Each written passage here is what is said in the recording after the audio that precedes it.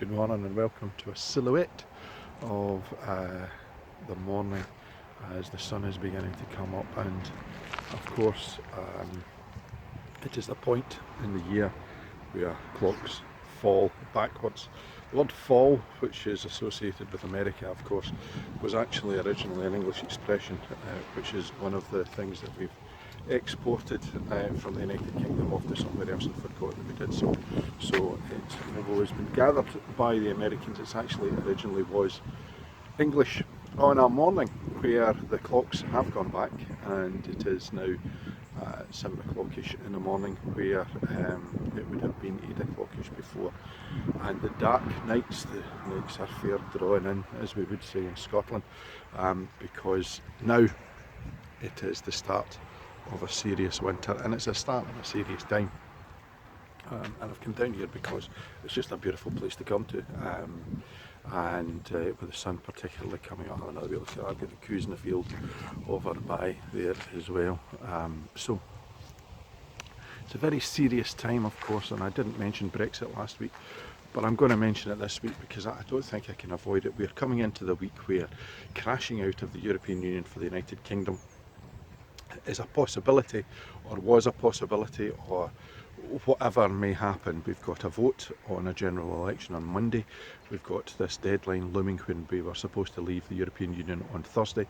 We are awaiting the request for the European Union to give us an extension for 3 months. So there's lots of things coming up, and I think it's been, I feel very sorry for the English. In Scotland we have a very simple choice. We have the Scottish National Party who want to remain in Europe, we've got the Liberal Democrats who want to remain in Europe, we've got the Greens who want to remain in Europe, and we have a country that voted to remain in Europe. So there's not really much contention there. The Conservatives clearly want to get out of Europe in any way, shape or form, but down south the problem that exists, I think, is we had an opportunity where we could have removed Boris Johnson and his cronies, put in a temporary government, but the opposition parties all fell apart, and that's why I feel sorry for England. You've got the Liberal Democrats who are saying we're not going to play with anybody, especially not him, and you've got the Labour Party going, well, we're going to play with, I don't know, what are we playing with? Are we playing? I don't know what we're doing, what are we doing here? Nobody can really fathom it out. And we've got the Conservative Party and the Brexit Party who are elbowing each other to the side in order to find some way of out right-winging the right-wingers. And that's the choice that English people have. Scotland has a better choice. And certainly, according to opinion polls, if we do end up with a general election before Christmas, it looks likely that the Scottish National Party are at least going to hold on to the number of seats that they have, if not increase their number. One of the seats that they could get is East Bartonshire, where I live, where Joe Swinson is the Member of Parliament, where my mate John Nicholson was for a short period of time MP for the SNP. And it would be great and also disastrous for a lot of people if Joe Swinson lost their seat here in a snap general election. And I don't think that the Liberal Democrats have got it right. I don't think the Labour Party have got it right. I don't think the Conservative Party have got it right. But the one thing that people like is a determined person in a period of uncertainty, and that's why I think Thatcher was so important to the 1980s. Because whilst people were kind of shilly-shallying and not sure, Thatcher came through the centre of them all and said, I'll do it, and did it. And Boris Johnson looks as though that is what is going to get him sufficient votes to get through in order to get a majority in the House of Commons. Because of the way the electoral system works, the Conservative Party have got to win Labour seats, and there are many Labour seats that are currently on that cusp. They are marginals. And it seems bizarre, absurd in many ways, in a normal method of politics, particularly in the 20th century, that somebody would suggest that that's likely to happen. But here we are with somebody who is possibly with the most right-wing cabinet we've ever had, sitting to the right, or in that place where we would normally have put Margaret Thatcher, and is looking as though he's going to be popular enough in certain areas to take Labour Party seats. It's a strange time, and I would love to see a general election before Christmas, because if the SNP once again, after 10 years in government in Scotland, managed to get a majority of seats at Westminster, that would have been the trigger. In days gone past, in the 1970s and 1980s, that was the standard that was set, the SNP and those who believed in independence, for independence to happen, not for a referendum, but for independence to happen. Now, it's happened not once, it's happened twice. 3 times is a charm. We would hope to get a referendum in this time round. I think the people of Scotland, it is not by any way and means, by the way, certain, but I think that this time round the people of Scotland would decide that the time was right for them to move on.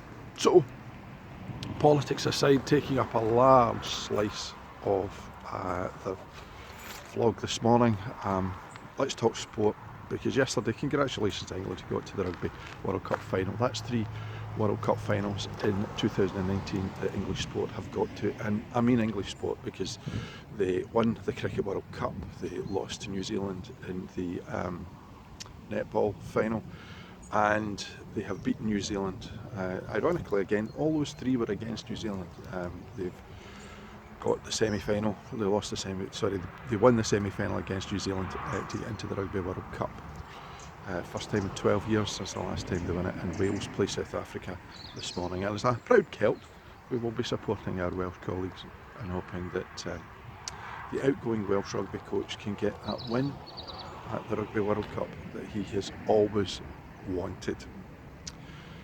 Last night I listened to, and fight fans throughout the world have had an interesting week, a very bizarre week. We've had in MMA the announcement that Conor McGregor is coming back to fight in January. We've had more shenanigans over WWE, Tyson Fury. All of this is great stuff in terms of the media because it gets people talking, whether or not it's great stuff when it actually arrives. Who's to know? We'll soon find out. But what we found out last night is that Josh Taylor, I believe, still is the best boxer that we have in the United Kingdom, and I think he proved that against Regis Prograis in a great fight, fantastic fight. I listened to BBC 5 Live because one of the great things about commentating on the radio is that you have to describe the action more than you have to tell people what you think and skewer people's opinions and viewpoints, and I thought that was a tremendous battle. Prograis certainly came to win the titles, unify the titles and defend his own and win that trophy and the riches that come with it, and he deserves absolutely to be back in the ring for a world title pretty soon. But Josh Taylor, what an absolute fighter he was. And the thing is, British fighters have gone up against the best in their division time and time again, against Canelo Alvarez, against Triple G, against people who were talked about last night. Terence Crawford, when Ricky Burns lost his title to Crawford in Glasgow. And they've fallen short. British fighters have fallen short. Josh Taylor didn't come close to falling short. Certainly the commentators had it even, as one of the judges did, and it is believed that the right person won, and Scottish boxing can look forward now to a fighter who probably will emulate the achievements of his idol, Ken Buchanan. So a great night of boxing. We also saw on the undercard Derek Chisora, or I heard Derek Chisora knock out David Price in the 4th round, the towel being thrown in. Lee Selby got the win against Ricky Burns on points. Certainly sounded a very competitive fight. Will Ricky Burns retire now? I don't know if Ricky Burns will. I think Ricky still thinks that there's a lot more in the tank and plenty more fights to be had, and financially it's probably something that he'll be looking for. And what we would worry about is that he ends up being someone who will call himself Benjamin Button and try and get a rematch at the age of 55. We also this week have had me writing about Alex de Malgani, who was a half Iranian boxer who ended up sparring Juan Manuel Marquez in the ring for his 3rd fight against Manny Pacquiao in Mexico when he was on holiday, and then started to take the boxing game seriously and ended up in a Mexico, Canada and the United States, developing his career. He was a law student at Southampton University, and it was while he was on a little bit of a pause and a break that he ended up sparring Marquez and then taking it a heck of a lot seriously. During this year he ended up ready to fight when his South American opponent fell ill in the dressing room, and the British Boxing Board of Control removed the fight and sent his opponent to the hospital. He was literally about to start his ring walk. So I've been writing for Ringside Report that particular person's history, which is a fascinating one, a very interesting one again, one that I just found great riches when you start to delve into the background in particular, a wonderful backstory.